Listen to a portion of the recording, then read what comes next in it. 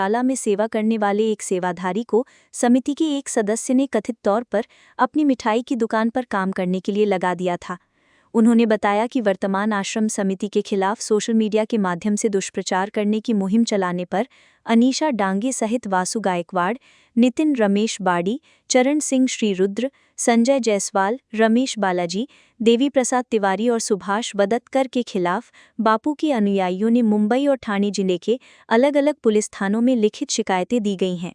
बदलापुर आश्रम समिति social media पर की जा रही कथित बयानबाजी और आश्रम के लेटरहेड के इस्तेमाल को लेकर भी गंभीर आरोप लगाए।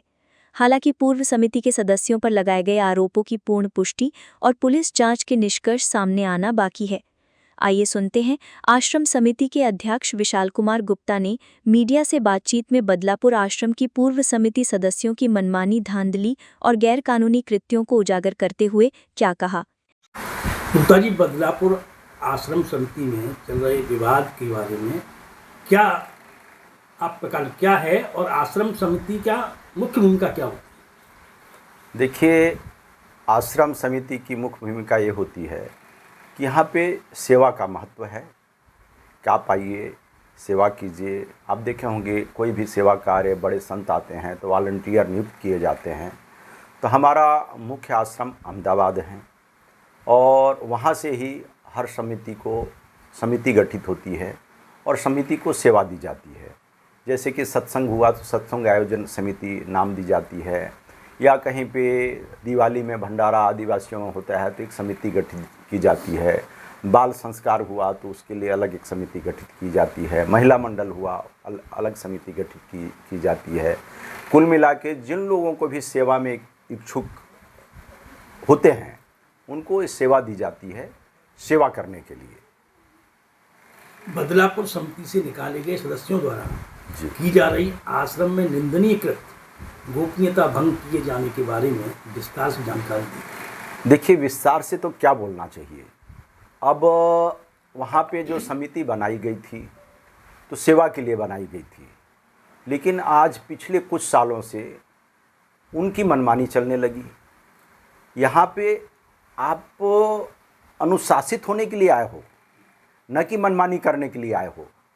तो किसी की मनमानी वहाँ पे बिल्कुल नहीं चलेगी। कोई भी आश्रम, आज हमारे 400-500 आश्रम हैं, तो वहाँ पे जो भी होती है सेवा करना है।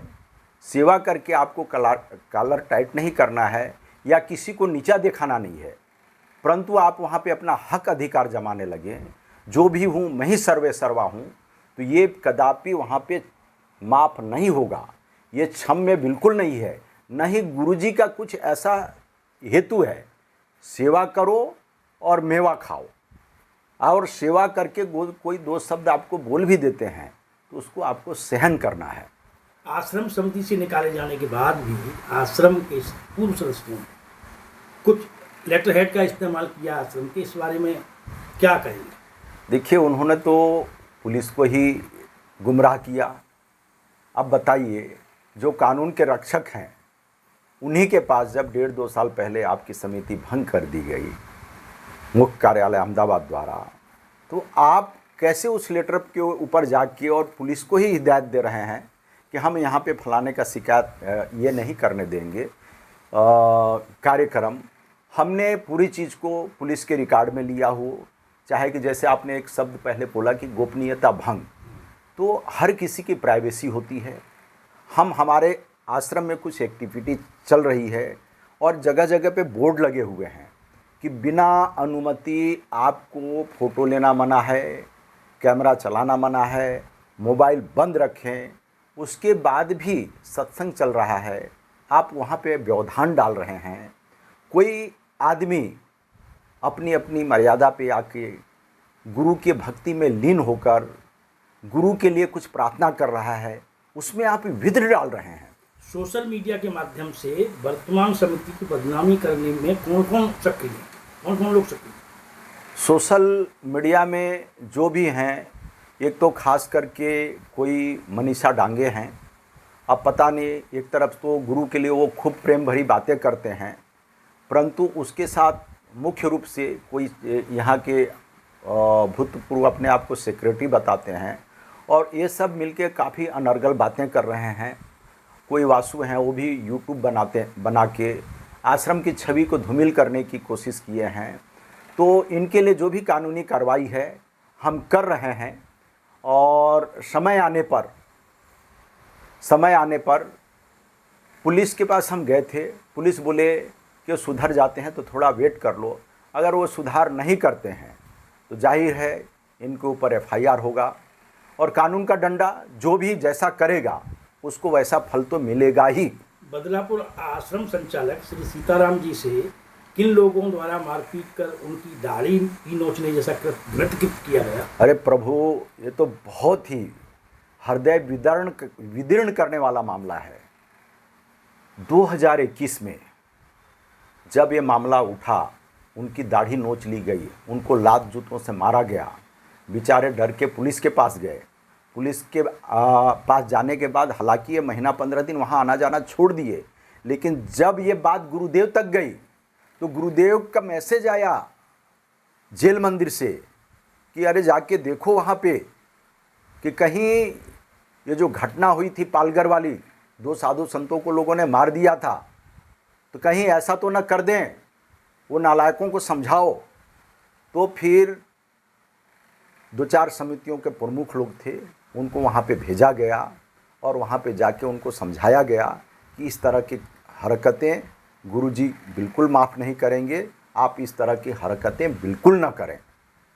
जैसा कि शिकायत कापी में लिखा है कि पुरानी समिति द्वारा कोई लेखा जोखा नहीं रखते थे, नई समिति से 60,000 की मांग कर रहे हैं, क्या मुद्दा है?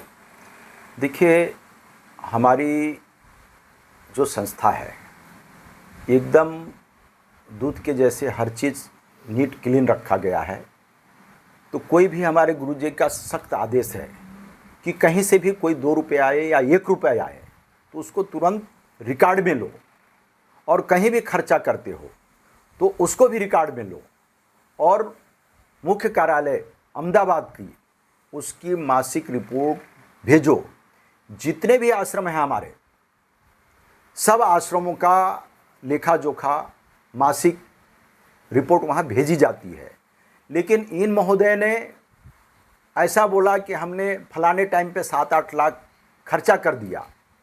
हमने अहमदाबाद में फ़ोन करके पूछा, बोले ऐसा कोई रिपोर्ट वहाँ से हमें भेजा नहीं गया है। तो अगर आपने 19-20 कुछ किया है, किसी से लिया है और आपने बोल दिया कि हम यहाँ पे खर्चा कर दिए हैं, तो आप उन महोदय से जाके माफ़ी मांगे।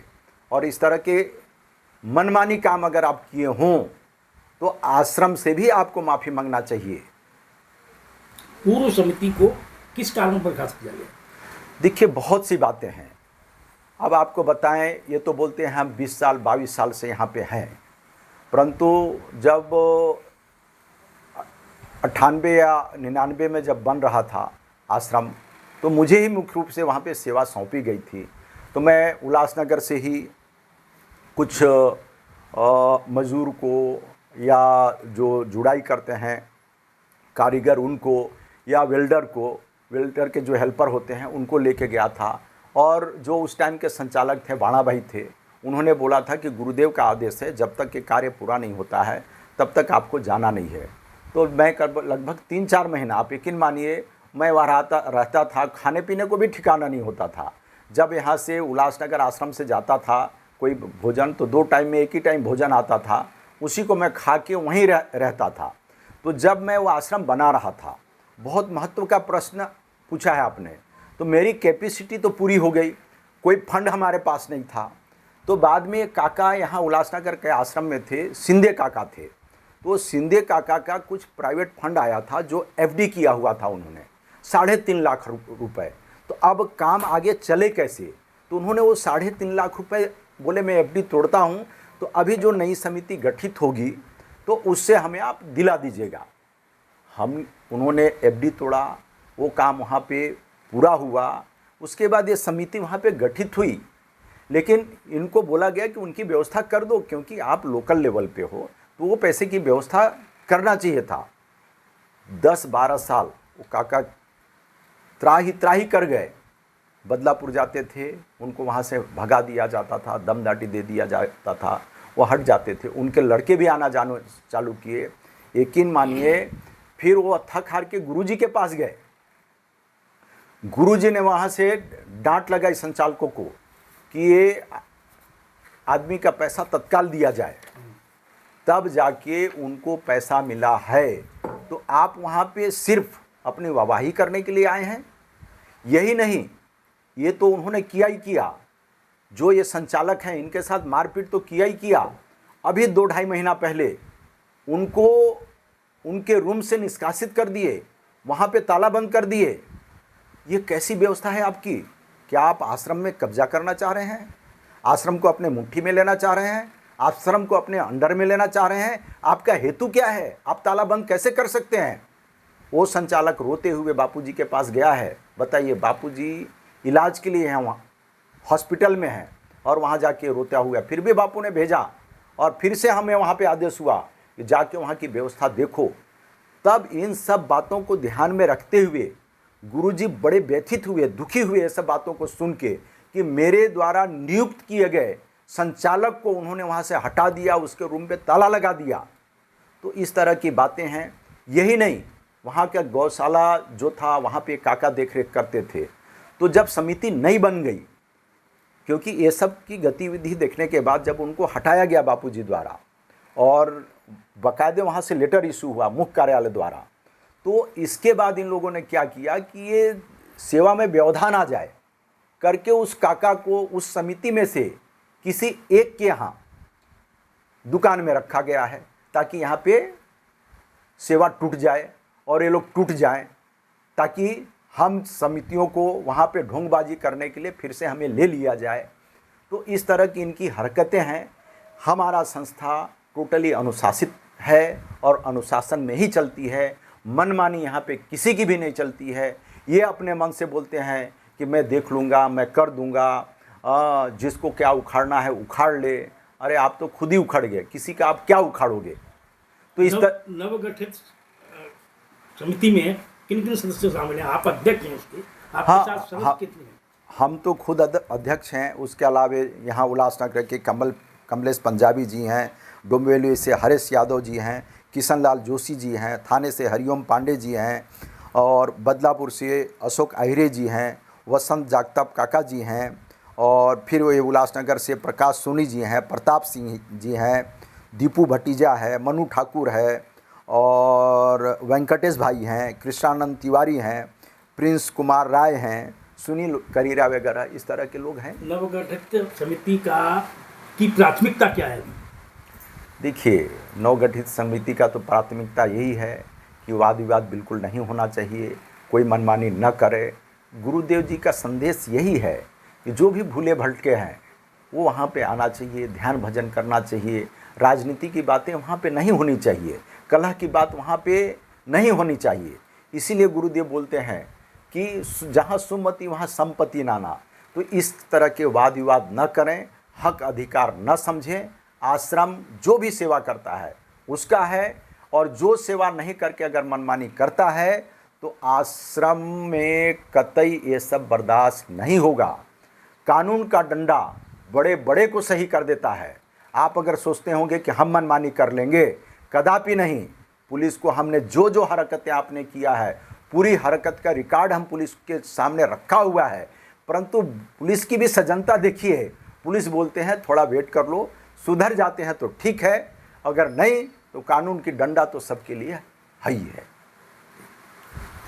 ऐसी ही ताज़ा तरीन खबरों के लिए कृपया हमारे चैनल को लाइक, शेयर एवं सब्सक्राइब करिए, और आसपास की खबरों एवं अपने सामाजिक, सांस्कृतिक, शैक्षणिक एवं व्यापारिक प्रतिष्ठानों के प्रचार प्रसार हेतु मोबाइल नंबर 7208492241 एवं 9321652352 पर संपर्क करिए और देखते रहिए ब्यूरो न्यूज़ स्वराष्ट्र समाचार।